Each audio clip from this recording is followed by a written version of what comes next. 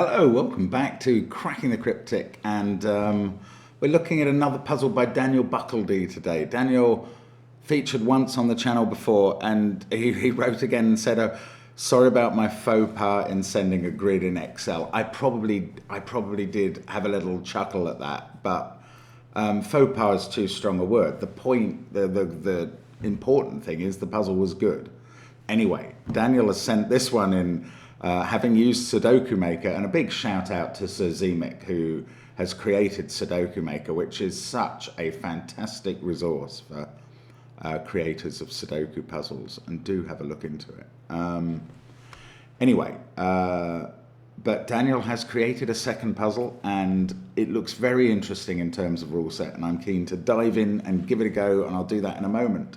Now, today is the day before the end of the month. Oh, well, this is the last day of the month. And tomorrow, that means we will be launching a new Sudoku hunt, and it's by blobs, and it's about indexing.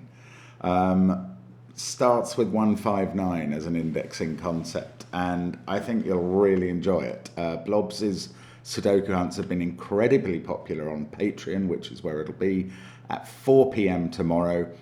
And yeah, we really like Blobs, and we thank him for sending us this, and we will be featuring it from tomorrow. That is March the 1st Sudoku hunt. Delighted to have Blobs back on Patreon. Now there's also Gridogram and Connections and some tricky cryptic crosswords on Patreon. On our apps, you've got Line Sudoku, Killer Sudoku, the Classic Sudoku 2, and the Worms, and they're all good fun as well. And of course, Monday evening we'll be back in the Blueprints house. Friday, Simon's doing the masterclass. There's Minute Cryptic and Wordle in a Minute every day. 2 Sudoku videos, loads of content. Do join us. We love having you with us. Now, let's have a look at the rules of 8s. And we see that as well as a couple of given 8s, we've got a huge 8-shaped cage in the grid. And the rules say, normal Sudoku rules apply. 1 to 9, oh, that's not a row. 1 to 9, I've got a connection on my mouse. Right, 1 to 9 in every row, every column, and every 3x3 box. We have to divide cages into lines of 2 or more orthogonal cells. Digits may repeat on a line. Each cell in a cage contributes to exactly 1 line total, and the total of the sum of the digits on every line is 8. 2 lines are shown already, so the sum of each of these is 8. Lines can be 2 or 3, actually maybe even 4 cells long. I guess that might be a line. Yeah, we'd better be a little careful about what we consider lines. I'm going to think of it in terms of cell groupings. He did say orthogonal cells, so no diagonal lines. Right, and we've got these 2 little cages that are obviously 1 line each, since each line has to be 2 or more cells. Okay, give it a try on that first link under the video. I'm going to start now. Let's get cracking. So, we are vouchsafed the joy of 2 lines already. So this is a 3-cell line that adds up to 8. I know, you know, you've got a bit of experience now. You know that these lines are going to be either 125 or 134. If they're 3 different digits, this line doesn't have to be, but this line does. There's going to be a 1 on this line. No, further than that, well, okay, I can say this. I was first of all going to say the minimum sum for these, this is perfectly relevant. The minimum sum for these is 15, because 1, 2, 3, 4, 5 add up to 15. And we know that the total of these 2 lines is 16. So the maximum this cell can be is 1. So that's what it is. And then we now know there's no repeat digit on this line. Ah, no, you see, I have to be a little more careful than what I just said, and not being careful is a problem. But this line could, in theory, have been 161. No, that's fine. Sorry, just to explain what my brain keeps interrupting me with wrongly, it keeps saying, don't forget to say this could be 1, 2, 3, 4, 6. Well, it couldn't, because that would already add up to 16, and the two lines add up to 16. So these are 1, 2, 3, 4, 5, and that's a 1. We've got this 4 here, so the 4 in the 1, 2, 3, 4, 5 set is outside the box 8. And therefore the 3 is on the same line as the 4, but clearly inside, because there aren't any more digits on the outside than the 4. And the other digits in the row are 1, 2, and 5, but 1 has been on that line. Well, 1 has been on this line, so it's not in those cells. So there's my full, thorough pencil marking of those lines, which was probably overkill. Now, how are we going to branch out? Well, we've used 1 in column 3 already.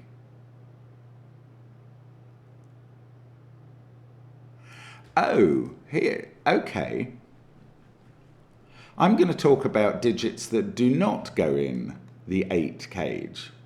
Remember that every line, or the 8 cages, remember that every line is at least 2 cells.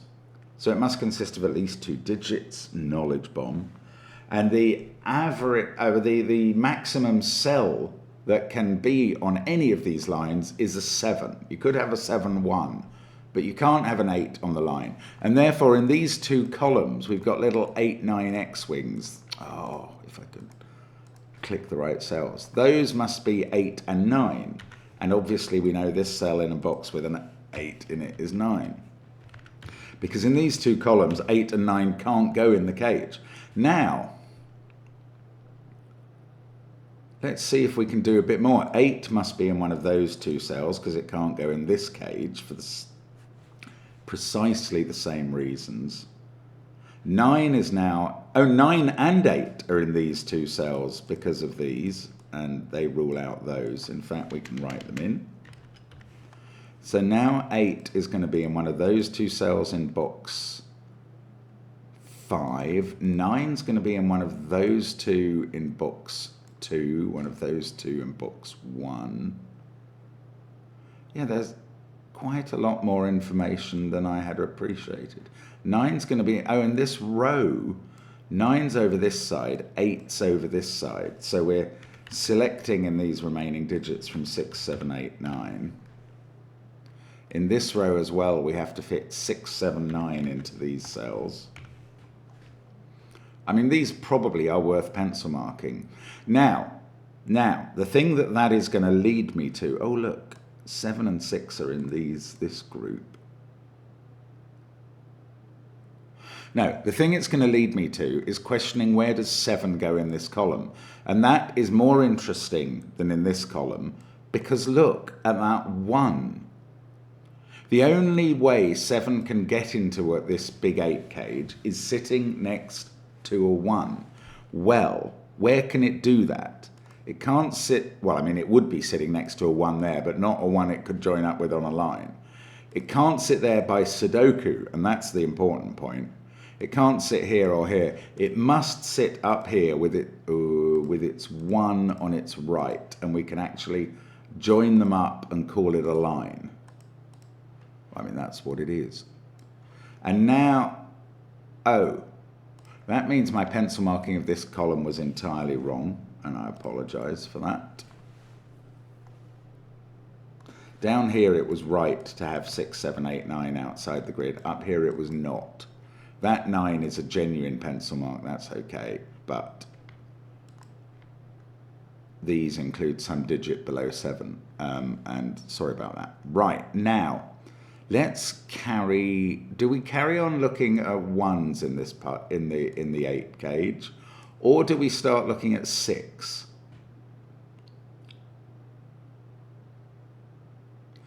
Or do we take a slightly different tack and add up the total of these cells?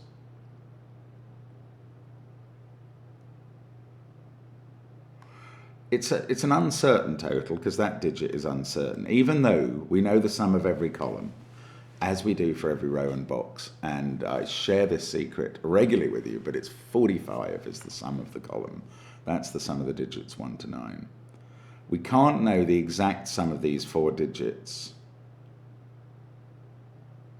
No, it is worth thinking about where 6 goes. Right, we saw earlier that 6 could theoretically go in a 1-6-1 line. The only alternative and the normal alternative and the logical alternative is that 6 will partner with 2 on a line. But it could in theory be in a 1-6-1 line, but the 6 in this column cannot be, because you're not allowed a 1 again in this column or now in this column. So a 1-6-1 line is ruled out entirely. Therefore, 6 will combine with 2. The 6 in this column, which must exist and must be in the cage, must combine with a 2.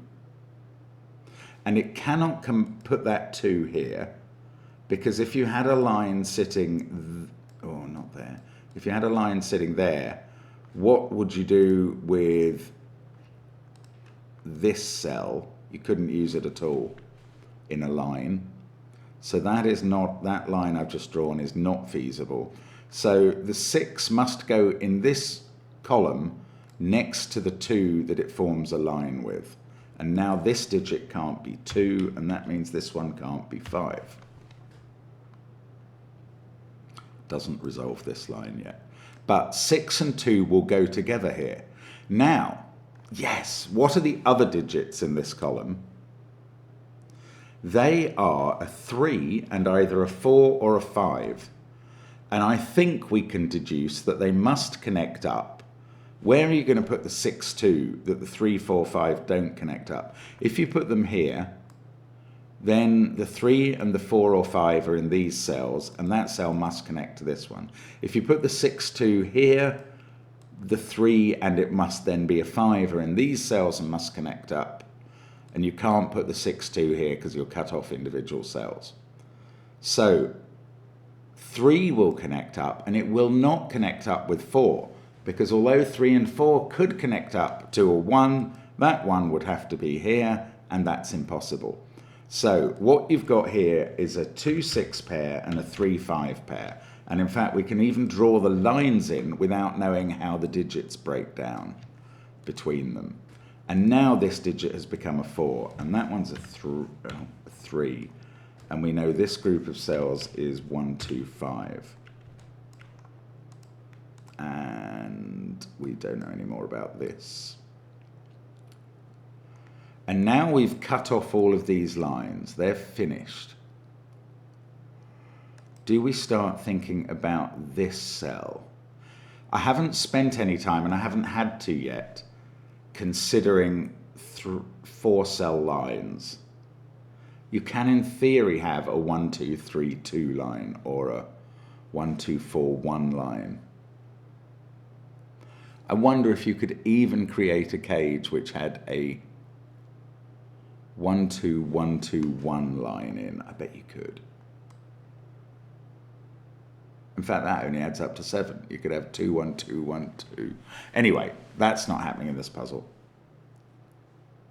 Now, these... Okay, what about 7 in this column? That is worth thinking about. There are only 2 cells where 7 can go, and they are here and here. And they're in the cage. That's the first thing. The second thing is they have to go with a 1, because that's what 7 always does. Now, I don't know which one of these cells is a 7. Okay, just to check, why isn't that 7? Because we've pencil marked it as 1, 2, 5. Why isn't that 7? Because of that. Why aren't these 7s? Because of that. So one of these 2, I am going to pencil mark across boxes, is a 7. The 1 that it goes with is going to have to come on its inside, because that can't be a 1 by Sudoku, and this is in a different line. So it couldn't be in the 7-1 line. So one of these is a 7-1 pair. We're also going to have a 6 in the column. Is that what we need to be thinking about at the moment, or is it a red herring? I don't know. It's interesting. The puzzle makes you think about these things in different ways. It's very clever. Oh, and I've thought of a new thing which is 4s. We've got a 4 in the cage. We're going to have another 4 in the cage. But what does 4 join with in this puzzle, I ask you? Because it doesn't join to another 4 only, because that would be a 2-cell domino in a row or column that had 2 4s, and that would break Sudoku rules. So in fact, look at that 4 and that 4. Where's the third 4 in these columns? It can't be there, because it can't join either to a 4 there, or to a 3 1, because of this 1, or indeed to 1 2 1 running round the corner. So 4 must be up here. And now I think it's a more interesting question than it is about 6, is where does 4 go in this column? Because it doesn't join to a 4. And it's not going to join to a 1 in the column. But the only way you could have 4 in a line not joining to a 1 is a 2 4 2 group going round a corner. If you do have it joining to a 1, well, it's not a 1 from this column, because the 1 in this column is going with a 7. I think I'm talking myself into a position where 4 has to be in a position that goes round a corner, on a line that goes round a corner. The 4 in this column will be on a line that turns a corner, either here or here. Now, I'm first of all going to allege that there is no corner turning up here. If that was part of a line, to not isolate this cell, we would have to go to there, and then one of these cells would have to be a 1, and that's impossible. So that line is not feasible. And therefore, we must turn this corner either up or down in the line that has a 4 in it. This is such a weird way of thinking about the puzzle. It's brilliant, Daniel. Now, where is that line going to turn south? And I'm probably going to answer that no, because if it did, it would have to pick up this cell as well. And now it's a 4-cell line, and once you've got a 4 in a 4-cell line, it's 1 4 2 1, and, or in this sort of 4-cell line anyway. Well, no, I think it always is 1 4 2 1, and that would require a 1 in one of these cells, but the 1 in this column is dedicated to the 7. It's in love with the 7. It won't leave it for the 4. So this line turns north. And now this is not the location of the 7 1 pair in the column. This is. That's beautiful. That's really lovely baked in logic. It's so interesting. That digit's not a 1. Now, there is a 4 on this line, and now we can rule out that it's a 4-cell line, because the 1 would repeat on the line, including in either that cell or that cell, and we can't do that. So it's a 3-cell line, and therefore it's 1 3 4. That's where the 1 has to go, and these digits are 3 and 4. Now, there is still a 6 to come in this line, and a 2 and a 5. Well, these two cells, it's very clear to me they have to be a 2 6 pair. Yeah, if they were a 6, I mean, we're clearly going to have a line that starts by attaching that cell to that cell. And this line is going to include a 6. So it's got to be a 2 6 pair. That's fairly clear now. So that's a 5. And I mean, I think this has done most of the puzzle. We now have a pair here that is the last, no, not the last remaining line. We've got another pair here that will be. But this pair adds up to 8. It's not 1 7. It can't be 2 6 because that would break this cell. So this is 3 5. Here, this is either 2 6 or 3 5. And it's different from this pair, but I don't know which it is. It is the same as this pair since it's different from that pair. And we've kind of lined up the whole of the 8. Actually, I could draw in the last lines and then not worry about the pen tool anymore. Not that I know how these are made up, but I wonder how much of the rest of this puzzle is just Sudoku now. So 8, 1, 3, 5, 4, and 9 in one of those cells. 2, 7, 6 still to go in the box. Don't know.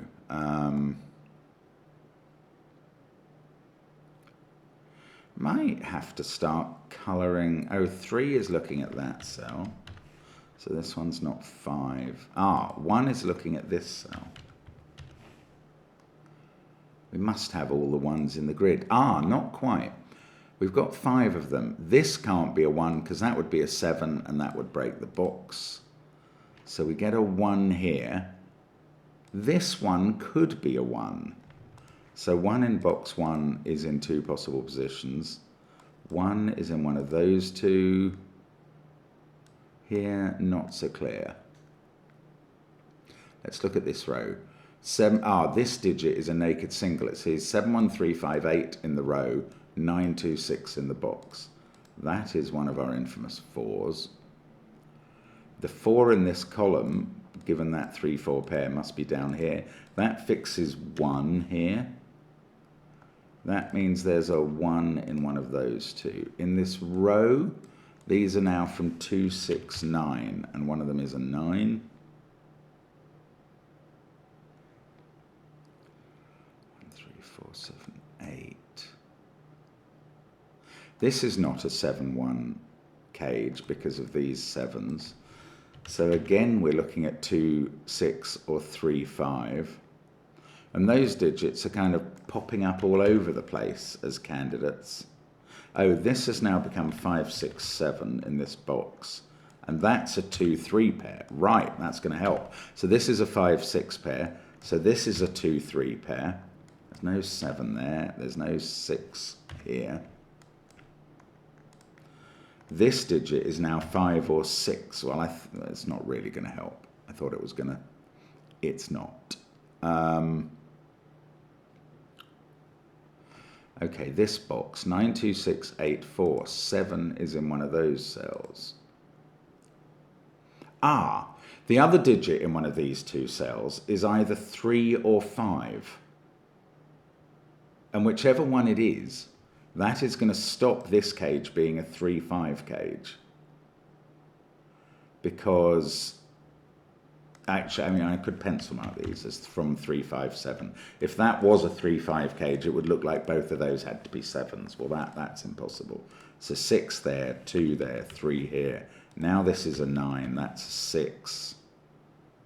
8 we know is in one of those cells. I've pencil marked it. This is now a 2, 9 pair. This is an 8, 5 pair in the box. We take 5 out of those cells. We've got a 1, 5 pair in these 2.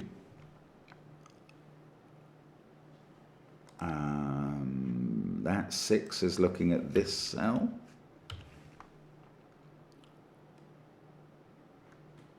Now, can I do any of these tricks here?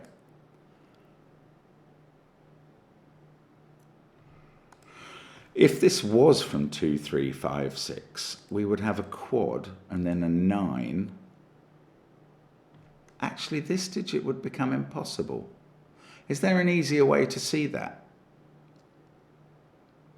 There must be. Yes. We're going to place 4 in this box, first of all, there. We can't put it here, obviously, because the cage would break instantly.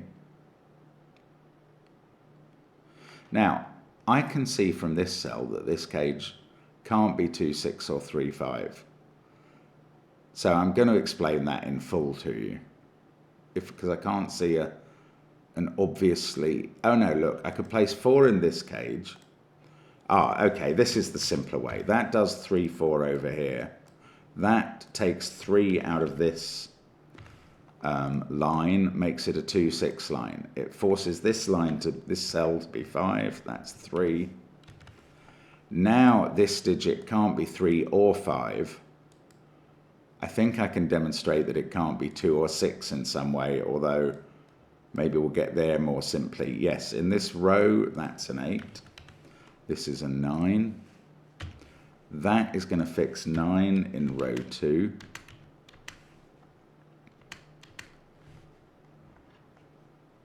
Oh, I mean, I'm going to have to explain it again. Let's just keep going. I bet there's a way to keep going. We've got a 2-6 pair there. So this digit can't be 2 or 6. In fact, we've got a 2-6 pair here. Everything in this box is from 1, 3, or 5. Yes, that's it. Right, this digit can't be 2 or 6 because of this pair. So this can't be a 2-6 cage. This digit can't be 3 or 5 because of that 3-5 pair. So it must be a 1-7 cage, and there we go. That's how we explain it a tiny bit more simply than my brain was getting it through to me. These digits include an 8 and a 2 or a 6.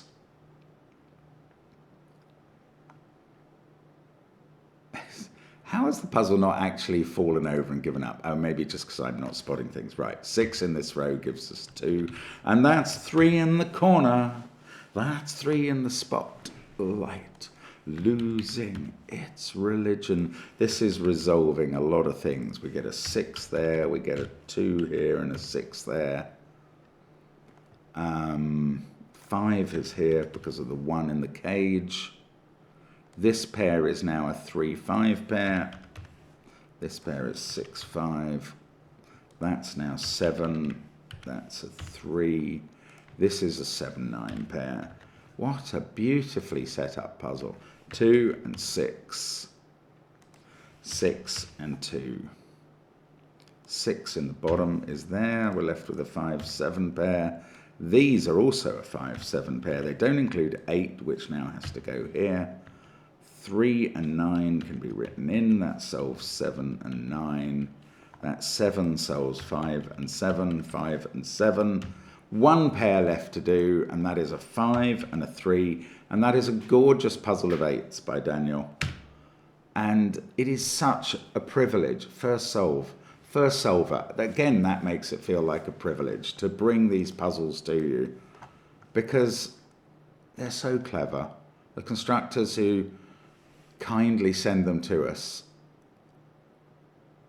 are such elegant thinkers so much of the time. And thank you so much for watching us on the channel and enjoying it with me. I hope you had a go at that puzzle, because that was fun. There was some very neat thinking. Actually, none of these ended up having repeat digits on the lines, but you still had to think about why they weren't there, and I think that's very pretty. Thank you so much for watching us, and we'll see you again soon on the channel. Bye for now.